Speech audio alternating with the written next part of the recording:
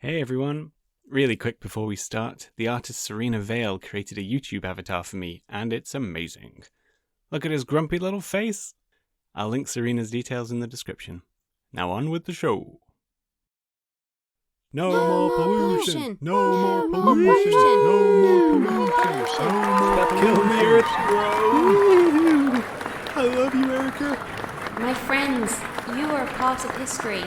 The single biggest protest Kanto has ever seen, right on the doorstep of the Rock Tunnel Power Plant, which we all know is responsible for the deforestation and habitat destruction of this local area, not to mention the masses of greenhouse gases it produces. Boom! Oh man, this weed is so strong! But now we're here, and what have we accomplished? 3 days we've been here. The plant hasn't stopped poisoning our skies. The media outlets we contacted haven't sent anyone. Kanto doesn't care. A more aggressive approach is required. We need to protest these bigwigs and fat cats, a protest they can't ignore. I'm heading to Pallet Town, getting a Pokemon, and showing these monsters the true power of Mother Nature.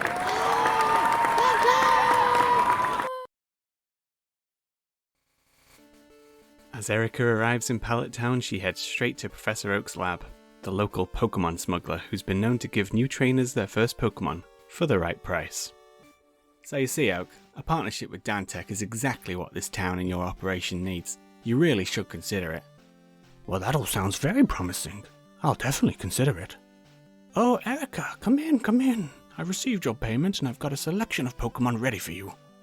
Let's see here. I have a sentient plant, a fire lizard, a Whoa. You had me at Sentient Plant. Who's the suit?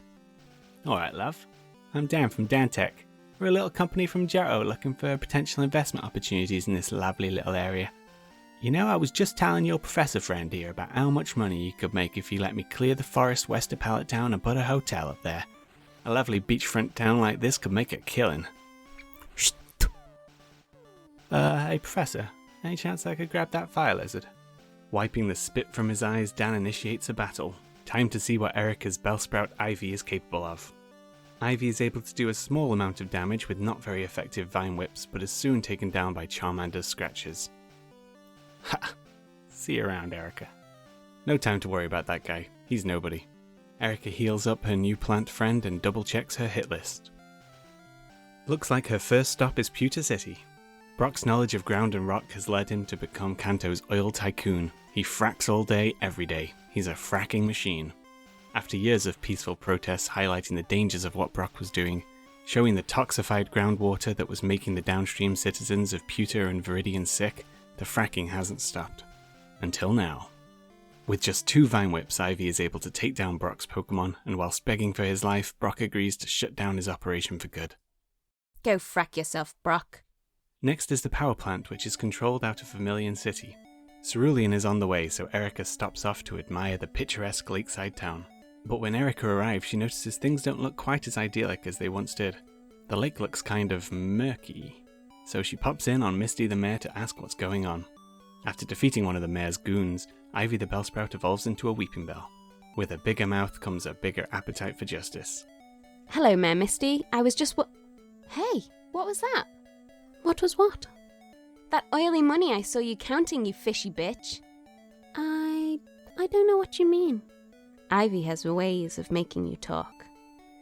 Staryu can't do much to damage Ivy, so she takes this opportunity to set up 3 growths, raising her special attack. Then a single Vine Whip is enough to take the starfish down. Out next is Misty Starmie, who outspeeds with a Swift but is wrecked by another Vine Whip. Okay, I'll tell you. A nice man from Johto wants to use my lake to dump his company's chemical waste. He offered me a fortune. I couldn't resist. Pathetic. You're going to void that contract, else I'll be back. Have you ever seen what Vine Whip does to human flesh? Fueled by rage, Erica rushes north and finds the man she was looking for. Alright, darling, just the woman I wanted to see.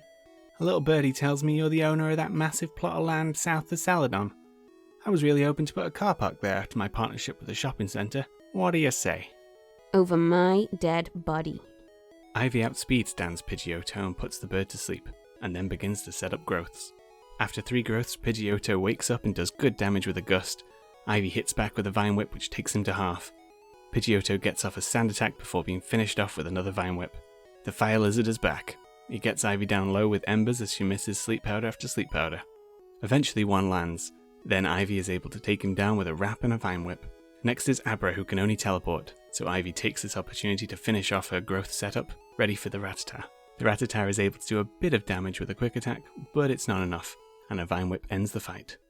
Alright, I can take a hint. Erica takes some time off her vendetta to help the wildlife around the dump site. After cleaning the oil off an annoyed Oddish, Treebeard agrees to join the party. With her numbers bolstered, it's time to get back on track. Surge's power plant is next. On the road to Vermilion, Treebeard evolves into a Gloom, the manifestation of Erica's mood at the moment. Vermilion's air is thick with pollution. The power plant pumps an endless cloud of death, smothering the town.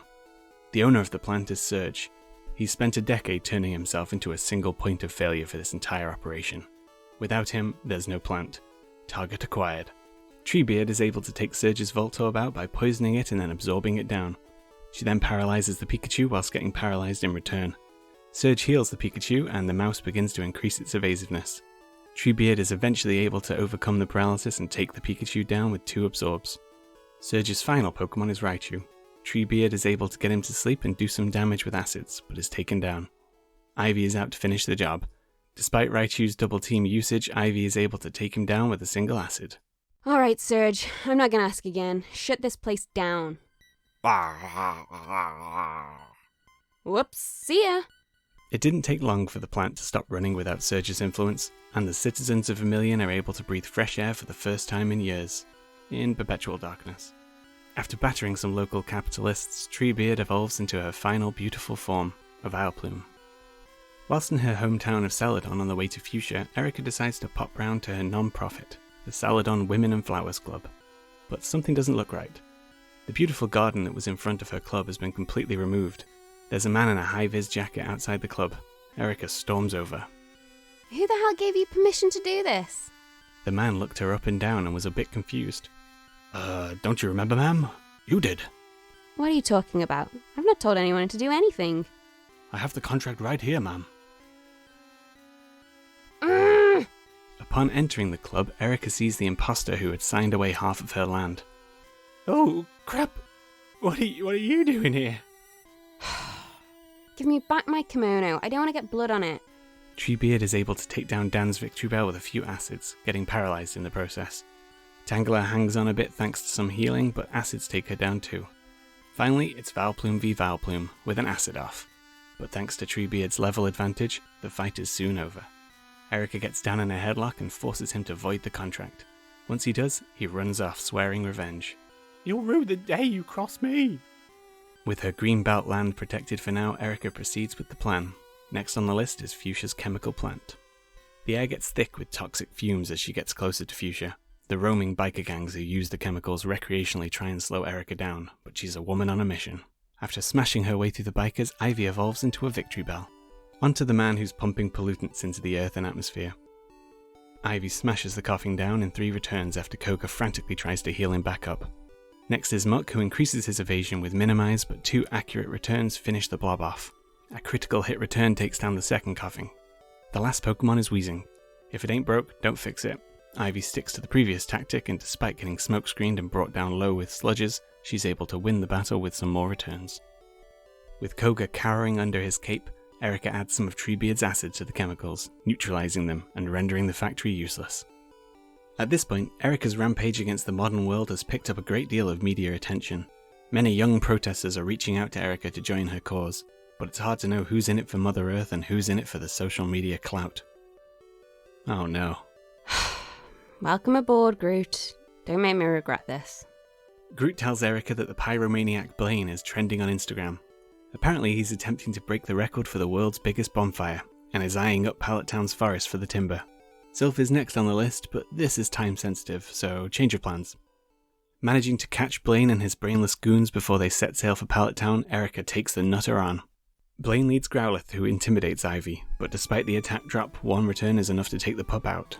1 return takes the Ponyta down low, as a Fire Blast returns the favour. Oh my god, a fire horse? I need a selfie like yesterday. Not one to disappoint, Erica switches Groot in for the selfie, and she's immediately incinerated. Lit. Back out to a protester who's in it for the right reasons, Ivy, who finishes the pony off with another return. Ivy's able to outspeed the Rapidash and put it to sleep. Blaine uses a full heal as a return gets the horse low, then uses a potion, but it's too little too late as a critical return one-shots. Finally, it's Arcanine. Intimidate lowers Ivy's attack. In order to remove the stat drop, Treebeard comes in and takes one for the team. A fresh Ivy is back out as she puts the dog to sleep and is able to take him down with 2 more returns. In order to put out Blaine's flames for life, Erica catches a Tentacruel, surgically attaches it to Blaine's big bald head, and tells it to use Rain Dance whenever it sees an open flame. No more smoking for you, Blaine. Don't you know it stunts your growth? Ivy knows growth. It's funny. I totally thought it was funny. Shut up, Groot. With the forest saved, it's onto Silphco, the biggest, baddest company in all of Kanto, manufacturing single-use plastics, dumping waste in oceans, using fossil fuels despite the fact that we live in a world where magic animals can harness the power of the elements. Unforgivable. As she makes her way through the office floors, Erica stops and sniffs. Aftershave? Fish and chips? Tears of the Innocent? Oh, God. Hello, scumbag. Alright, love, how you been?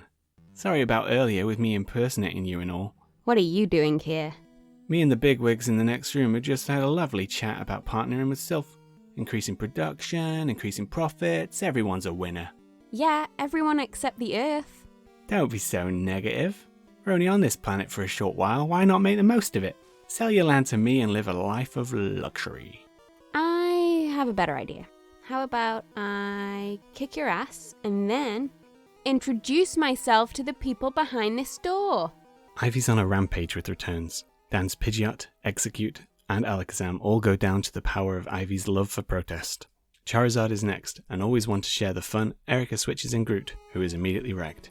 Treebeard survives a flamethrower and manages to paralyze the lizard, and gets off a bit of damage with acid before being finished off. Now with the speed advantage, Ivy's able to come out and return the Charizard down. Gyarados is last, and after being put asleep, Razor Leafs are enough to finish the job. Bloody hell, I don't know what you're fighting me for. The deal's already been made. As long as nothing happens to the Sylph-execs. Latest tuts. Erica rushes into the boardroom and sees the 6 old men who run most of the country. Only none of them are moving, and they're all clutching their chests. Uh-oh.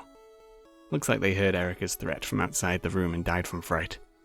I don't think Erica can be blamed for this one, but just in case, she decides to lay low at her friend's house, the palm reader, Sabrina. You're here because you're hiding from the police.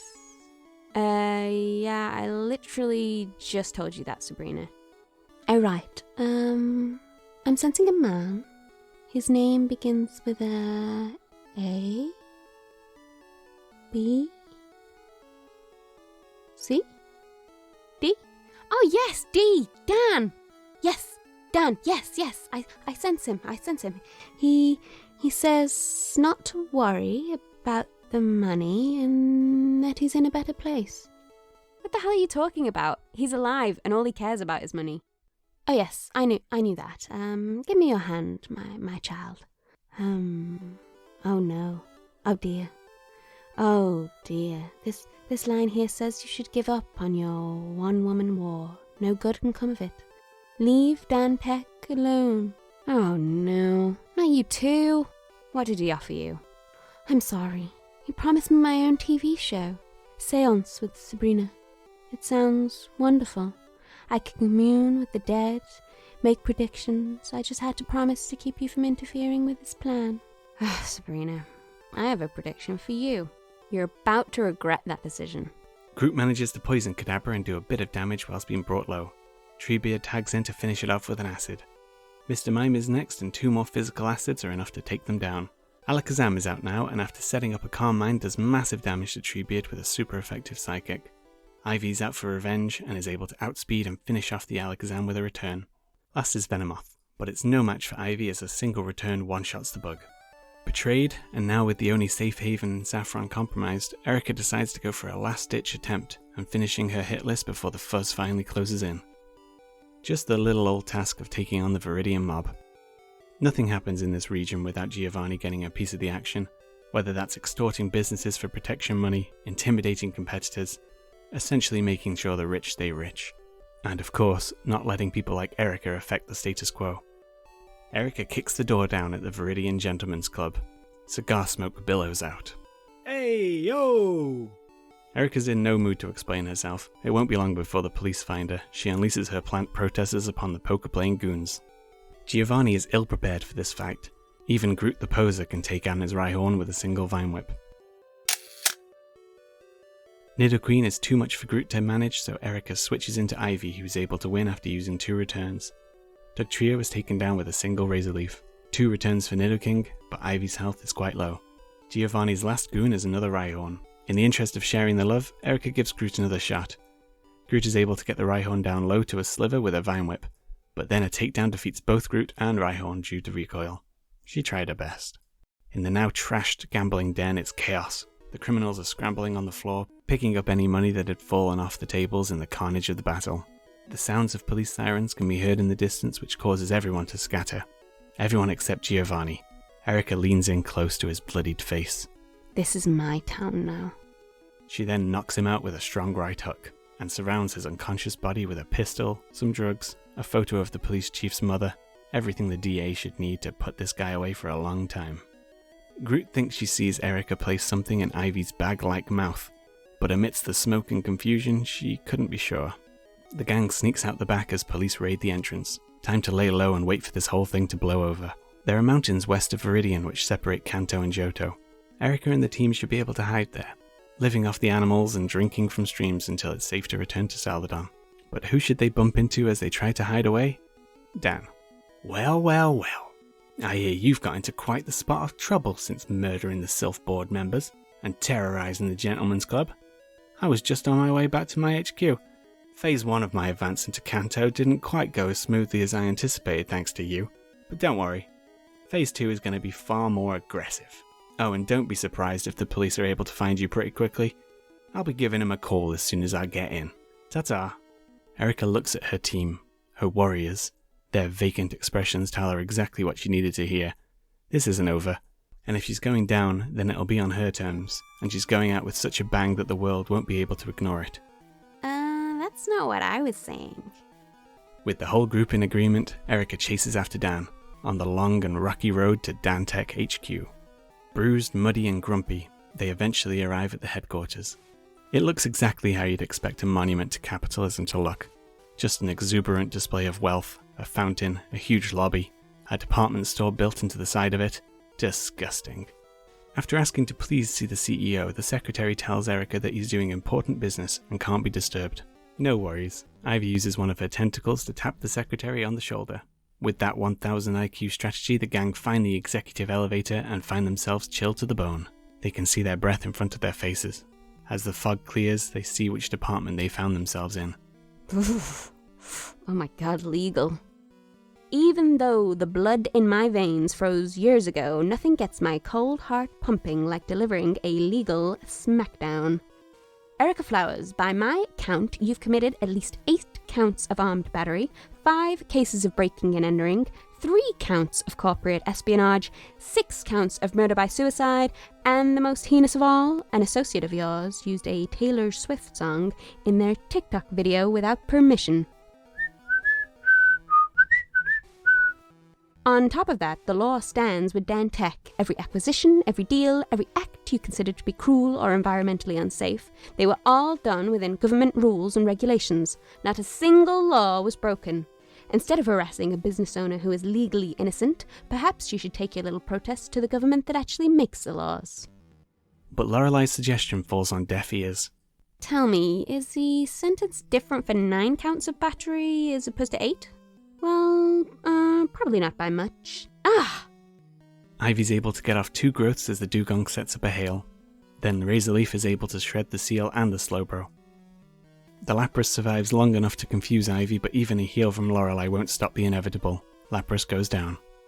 After snapping out of confusion, a single return defeats the defensively weak Jinx. Last is Cloyster, who protects himself, but the next Razorleaf gets the job done. With Legal defeated, it's on to the next department.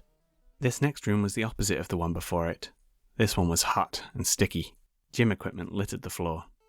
In the center of the room sits the largest man Erica had ever seen. He was built like a ton of bricks, but a ton of bricks might have been more articulate. Me security. You not on list. Bruno remove, pretty lady. Groot is able to Mega Drain the Onyx down after having her defense lowered by an Iron Tail. She's then able to paralyze the Hitmonchan, but the Boxer takes advantage of the weak defense, and 2 punches take the Influencer out. Treebeard is out next, and after doing a small amount of damage with Double Edge, decides to set up a sunny day. While the sun is up, all of Erica's Pokemon are faster thanks to their Chlorophyll abilities. And also Solar Beam now doesn't need a charging turn. 1 Solar Beam finishes off the Hitmonchan. 2 more defeat the Hitmonlee. Another one for Bruno's second Onix. Treebeard is able to paralyze Bruno's ace Machamp, before a Rock Tomb finishes the plant off. It's all up to Ivy. A return and a Razor Leaf knock the 4-armed monster out, as it only seemed concerned about lowering Ivy's speed. As Erica heals up her team and mentally prepares herself for the next room, Groot enters her phone number into Bruno's mobile. A Cruella de Vil looking woman awaits them in the next room. Agatha, the head of PR. Don't you know appearance and public perception go hand in hand? What do you think the public thinks when they look at our bright, shiny office? We have beautiful celebrities in our adverts, a charming COO who uses social media. We're the coolest, hippest, friendliest, kindest company in the world. They don't care how many dugongs choke on our plastic waste, because here's a photo of Channing Tatum planting a tree with our darling CEO. Now what do you think they think when they look at you? A dirty, angry, self-righteous brat, wearing a kimono that hasn't been in style since 1998. Who is going to listen when someone who looks like you speaks? Well, I never!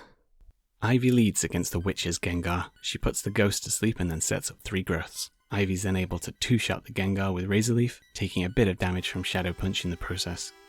2 returns defeat the Golbat, who brings Ivy to half health with an Air Cutter. 3 Razor Leafs for Haunter after Agatha heals. And 2 Razor Leafs for the final Gengar. Last is Arbok, who intimidates Ivy, cutting her attack. To shake off the intimidation, Groot is switched back in, who is immediately dissolved with a Sludge Bomb. Treebeard paralyzes the snake, but eventually takes herself out with a Double Edge after Agatha heals. Ivy's back out, but without the attack drop is able to 2-shot the Arbok while surviving on 1 HP. Oof. This next room looks like the swankiest of all. A ridiculously long corridor. Clearly the person at the end of this is compensating for something. If the long corridor wasn't a sign of someone with a fragile ego, the 6 phallic monuments might be. Oh wow, and he's wearing a cape. Welcome to the finance department. Money, money, money. I've been asked by the spreadsheet boys to handle you. Since you've been interfering with Dan's affairs, we've noticed a visible drop in profits and share price. That just won't do. You're affecting people's livelihoods. How will you sleep at night when you find out my bonus will be less than 5 figures this year? Do you think these capes are cheap? Your cruelty will not go unpunished. Lance leads Gyarados and Erica sends out Ivy. Ivy's able to get off 4 growths as Gyarados keeps waking up and dealing good damage with Dragon Rage. Ivy's then able to 1-shot the Water Snake with a neutral Giga Drain. Next is Aerodactyl, who outspeeds and does good damage with the Wing Attack, but another Giga Drain 1-shots the dinosaur. Next is Dragonite. Ivy puts him to sleep and then attempts a Giga Drain. But even with 4 growths it barely does anything as Dragonite double resists grass. A return does a lot more, and then a critical hit return finishes the dragon off. Ivy sneaks in an extra growth against the first Dragonair and a Giga Drain 1-shots. For some reason Ivy goes for a return against the last Dragonair, which does half HP, then gets paralysed and proceeds to be fully paralysed for the next few turns as she's whittled down with Outrages. Groot tries to help by paralysing the dragon but goes down soon after. Treebeard is out and hurls herself against the Dragonair multiple times, eventually winning the battle, leaving Lance to dry his tears on 20-pound notes. Surprise, Ivy puts the Pidgeot to sleep and deals half HP with a return, but the bird wakes up and gets off a sand attack. Rather than suffering with low accuracy for the whole run, Erica switches into Treebeard. Treebeard gets off a sunny day after accidentally using Solar Beam first. Ivy then comes out and now she's outspeeding, she's able to 1-shot the Pidgeot with a critical return. Next is Alakazam, but thanks to the sun and its weak defense, Ivy outspeeds and return demolishes him. It's Dan's ace now, Charizard. Thankfully, even without the sun, Ivy outspeeds and can put it to sleep. Returns take it low, but it gets into healing range. Predicting the heal, Ivy uses another sleep powder, and then 3 more returns finish it off. Ivy puts the Executor to sleep, and gets in 3 more growths, and then a resisted Giga Drain does massive damage. Ivy suffers an Egg Bomb, but then finishes the tree off with another Giga Drain. Ivy's health is looking a bit low, but oh thank god, Dan sends out a Hyper Potion. That was kind of him. Ivy drinks it up and gets to almost full health for Dan's final Pokemon, Gyarados. Ivy gets in the final few growths and lets off a max special attack Giga Drain which one-shots the Gyarados and wins Erica the fight. And Groot helped. It's over, Dan. There won't be a Phase 2. Stay out of Kanto. Oh no! You've beaten me in a Pokemon battle. You've knocked me around a bit, and what? What do you think happens next? These plans have been years in the making.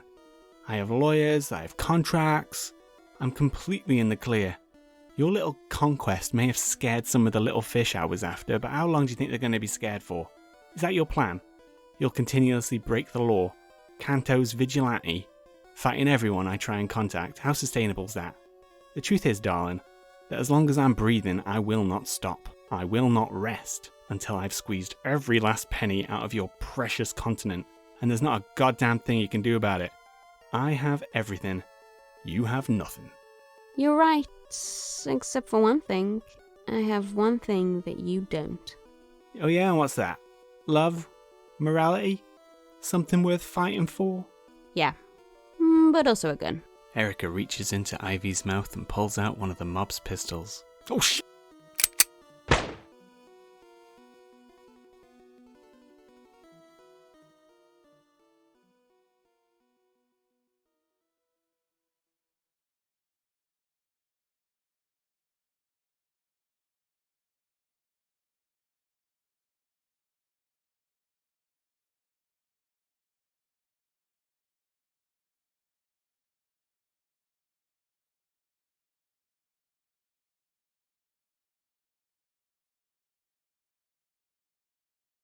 Erica beat Fire Red with a real time of 3 hours, 48 minutes and 22 seconds. For anyone who chose Bulbasaur as their starter, they know the early game is great for grass types. But then you soon realise that if you're going to beat the game, you have to diversify your team. Unfortunately for this series, there's no diversification allowed, and beating the game with Erica's team was a bit of a slog. They don't have much type coverage, being limited to mainly grass, poison and normal moves. Also, we had a good thing going with Victreebel and Vileplume, but then we got Tangela so late in the game that they were never really that useful. A great thing the team had going for it as well was setup potential. Victreebel's Sleep Powder and Growth combo was a godsend, but it meant Victreebel was our go-to for most hard fights, and Vileplume and Tangela were underutilised. As with the Surge video, I've introduced a new way of ranking the leaders, as real-time on its own is not fair for teams with lots of Pokemon. I've switched it up again and now use a formula that compares real-time, number of Pokemon, highest level compared to lowest, and average level. So with this new formula, Misty is still number 1, Erica has come second, and Brock and Surge have the same score, but I'm going to use real-time as a tiebreaker. As always, thanks a lot for watching. Please join me next time where we'll be huffing fumes with Koga. See ya!